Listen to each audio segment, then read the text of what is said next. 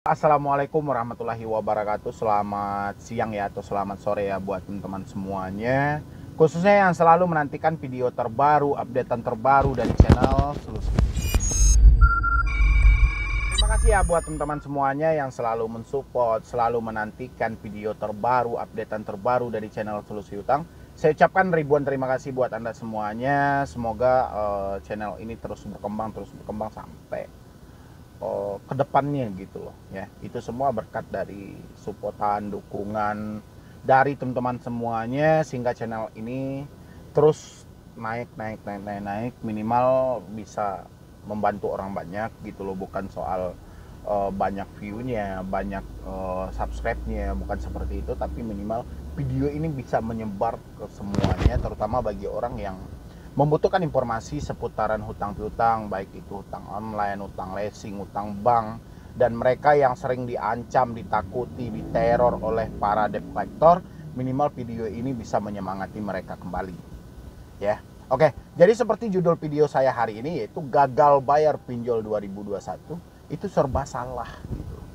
Kenapa saya bilangin serba salah? Ngangkat telepon dicaci maki, tidak angkat telepon membuat kita bingung. Merespon chat WA kita dihina-hina, ditakut-takuti, tidak direspon, jadi bahan pikiran ya. Ini yang mau saya bahas hari ini ya. Bagaimana kalau kita gagal bayar pinjol di tahun 2021, kita tidak respon telepon, tidak respon chat WA, apa sih sebenarnya yang terjadi gitu loh. Ini masih banyak pertanyaan dari teman-teman semuanya. Tapi sebelum itu, kita beri kesempatan dulu buat yang baru.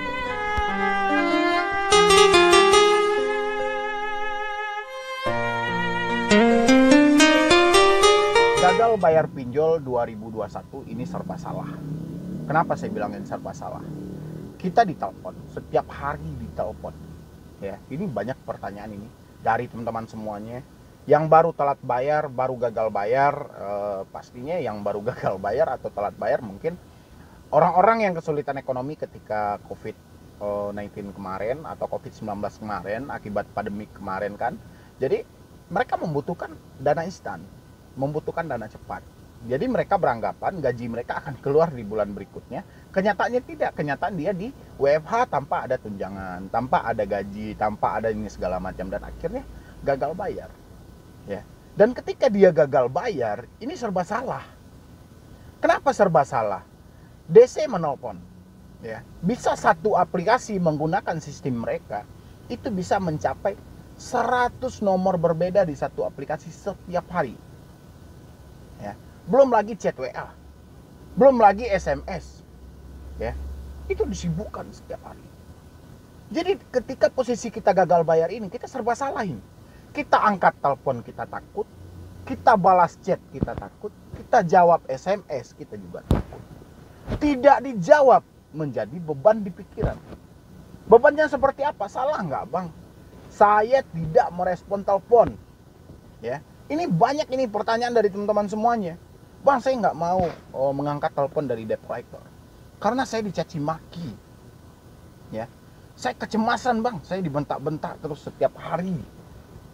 Ya, sebenarnya ini ucapan dan pernyataan Anda yang masuk ke saya.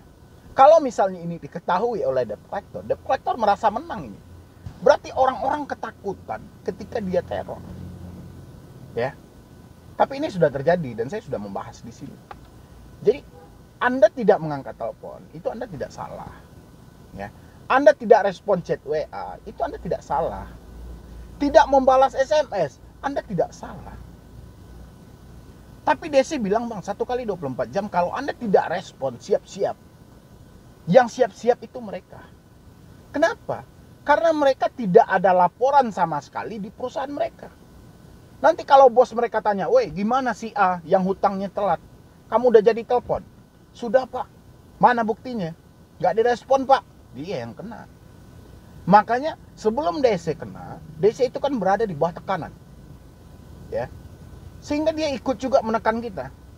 Yang mereka butuhkan tanya jawab dengan kita. Habis itu caci maki kita.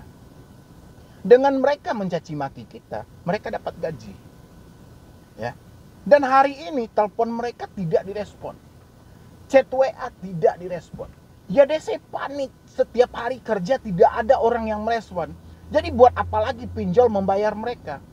Itulah makanya DC bilang, kalau Anda mengabaikan telepon ini, Anda tidak menjawab WA ini, berarti Anda tidak ada itikat baik. Dan siap-siap kami akan melanjutkan dan melimpahkan persoalan ini ke hukum. Pasal 1243, 1244, ya, 1240, pasal 5, ya, dan banyak lagi. Kenapa itu Bang dimunculkan pasal itu? Dan itu pasal itu sebenarnya membunuh psikis Anda yang ada. Ya. Itu mereka bermain dengan psikologi. Ya. Kenapa? Karena otak kita ini ketika membaca suatu pasal, apalagi kita yang tidak paham ya. Kita yang tidak paham dengan keberadaan pasal ini, dan kita langsung cerna ini mentah, dan kita cari di Google, langsung scroll di Google. Ternyata pasal 1243, barang siapa yang tidak menepati janjinya maka disebut itu adalah one prestasi dan ini segala macam gitu loh. Langsung kita down gitu loh ya. Langsung kita cemas gitu loh. Coba Anda pikirkan ya. Ini saya bayangin ini logikanya buat Anda semua. Kalau seandainya memang pasal itu diperuntukkan untuk sebuah kreditur ya, atau sebuah lembaga pinjaman online misalnya gitu, dan mereka mempunyai kekuatan hukum tetap untuk memproses seorang debitur ke jalur hukum, one prestasi, ini segala macam lah pokoknya gitu loh ya. Mungkin debt collector tidak mereka butuhkan. Ya. Buat apa lagi debt collector? Kalau mereka bisa melompati itu semuanya. Tapi karena tidak lemahnya hukum untuk kreditur, mereka tidak mau mengarahkan Anda ke jalur itu karena tidak seimbang dengan nominal yang mereka pengen minta gitu loh. Ya. Contoh utang Anda 5 juta misalnya. Habis itu mereka pengen melimpahkan persoalan ini ke pengadilan dengan jasa advokat, jasa lawyer atau penasihat hukum mereka lah gitu loh. Sekarang buat penasihat hukum berapa? Ya. Oke, penasihat hukum bisa mereka ajak kerjasama. Ya, mungkin dengan janjian iming-iming tak berapa saya nggak tahu juga. Habis itu untuk daftar di pengadilan gimana? Oke, kalau kalah dilimpahkan kepada debitur, itu kan bahasanya. Ya. Kalau kita kalah, semua biaya yang ada itu dilimpahkan kepada debitur, menganggap itu kerugian dari sebuah kreditur. Oke. Ya. Bagaimana kalau si debitur ini buat bayar hutang 1 juta tidak bisa, bagaimana melimpahkan biaya pengadilan ke mereka? Ya. Ini kan membingungkan. Ya. Dan disitulah peranan hakim sebenarnya. Hakim akan menimbang dan memutuskan seadil-adilnya. Ya. Sehingga hak seorang terdakwa atau hak seorang kreditur, debitur itu tidak akan dihilangkan. Dan mereka juga tidak akan menghilangkan hak dari kreditur. Dan akhirnya diambillah jalan tengah. Sistem apa? Cicil. Nah, itulah yang ditakutkan oleh para kreditur. Ya. Sehingga apa? Sehingga mereka yaudah sewa jasa debt collector. Cari orang-orang yang tidak ada kualitas kepalanya, kita ajak bekerja. Kalau kita cari orang yang ada kualitas kepalanya dan akhirnya perusahaan itu pindah ke tangan mereka. Kenapa? Karena kepintaran dari kepala mereka. Dan akhirnya apa? Dicarilah yang debt collector. Mau nggak Anda menagih ini? Dengan catatan 10 orang yang Anda tagih, Anda mendapatkan sekian. 5 orang Anda tagih, Anda dapatkan sekian. 1 orang Anda tagih, Anda dapatkan sekian. Itulah yang terjadi. Ya. Akibat apa? Akibat lemahnya segi hukum untuk kreditur. Dan parahnya lagi, ini parahnya lagi, para debitur yang telat bayar, para debitur yang tidak mampu bayar, ini ketakutan nih melihat aksi-aksi hukum, bacaan-bacaan dari hukum, mereka langsung down, langsung stres ini segala macam. Padahal timbang dulu, cerna dulu. Kan kita punya kepala. Kepala ini kan gunanya untuk berpikir, supaya membagi ke anggota tubuh kita yang lain. Ya, segala sesuatu itu kita cerna di pikiran. Baru kita respon ke semua anggota tubuh kita. Jadi bukan berarti ini misalnya persoalan ini soalnya gitu. Jadi kita mau diproses ke jalur hukum, sementara hutang kita 500.000. Yang paling sering melakukan hal seperti itu saat ini kan ada Pundi, Rupiah Cepat gitu loh. Kalau home credit biasanya mereka kan dengan surat-surat somasi dari lawyer ini segala macam, itu kekuatan mereka. Ya. Tapi coba Anda bilangin, jujur dengan diri Anda misalnya, yaudah kalau memang Anda mau proses saya ke jalur perdata atau ke proses hukum, insya Allah saya siap. Saya akan persiapkan diri saya untuk hal itu, karena saya memang menyatakan saya sudah tidak sanggup. Saya menyatakan saya sudah tidak mampu gitu loh. Ya. Pasti DC kewalahan menghadapi Anda kalau Anda benar-benar menyerah dengan hal seperti itu. DC juga kewalahan itu. Kenapa? Karena yang diucapkan DC itu bagian dari penagihan, bukan dari fakta yang sebenarnya. Ya, kalau dari fakta yang sebenarnya, mereka mungkin langsung proses ini segala macam. Tapi akhirnya apa? Ya, akhirnya itu semuanya terhanyut dalam ancaman. Bisa juga terkadang mereka mengucapkan suatu persoalan yang seperti itu, tapi misalnya mereka ngirim somasi ini via email, dia tidak menyebutkan nama Anda. Ya, misalnya mereka ngirim somasi itu via WhatsApp, dia tidak menyebutkan nama Anda. Berarti dalam logika Anda, mereka mengirim ke semua debitur mereka yang telat bayar. Jadi kirim ke semua gitu loh. Makanya nggak ada sebutan nama Anda. Dan ditambah lagi, ada pun dia sering ngancam-ngancam itu ya. Tapi kalau Anda pikirkan, itu PT yang diciptakan ada Pundi, itu PT-nya beda-beda itu. Mulai Cakrawala Selaras, PT Buana, ada juga PT apa, pokoknya banyak. Tapi dengan nama dan kop surat, alamat surat yang sama gitu loh. Dan nama debt collector juga sama. Sebenarnya debt collector ini bekerja di PT mana sih sebenarnya? Ya.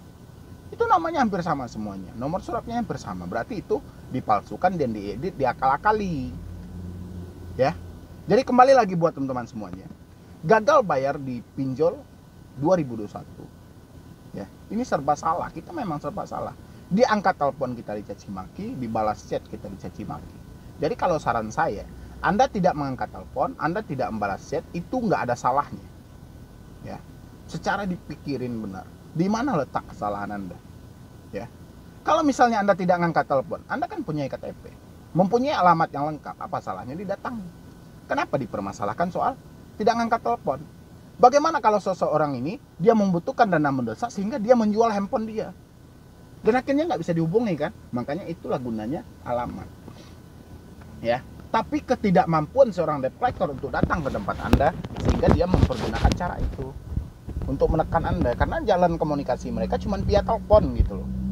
Ya, jadi buat teman-teman semuanya, jadi gagal bayar di pinjaman online, Anda tidak mengangkat telepon, tidak merespon WA, itu nggak ada masalah. Ya, yang penting Anda saat ini benahilah diri Anda dulu, jangan terlalu stres, jangan terlalu panik. Ya, karena kesetresan dan kepanikan ini adalah kesempatan emas bagi debt collector untuk memasuki hidup Anda. Dan mereka bisa menghancurkan hidup Anda lebih dalam. Tapi kalau Anda tidak stres, Anda tidak panik, insya Allah Anda bisa menyelesaikan masalah ini. Ya, mungkin dari saya cuma itu dulu. Terlebih dan terkurangnya saya mohon maaf. Nanti buat teman-teman semuanya yang mau konsultasi atau diskusi sama tim saya, silahkan di nomor yang ada di deskripsi. Atau Anda juga mau follow Instagram saya, silahkan @medibroni. Ya, jadi sekian dulu dari saya, Medibroni. Wassalam.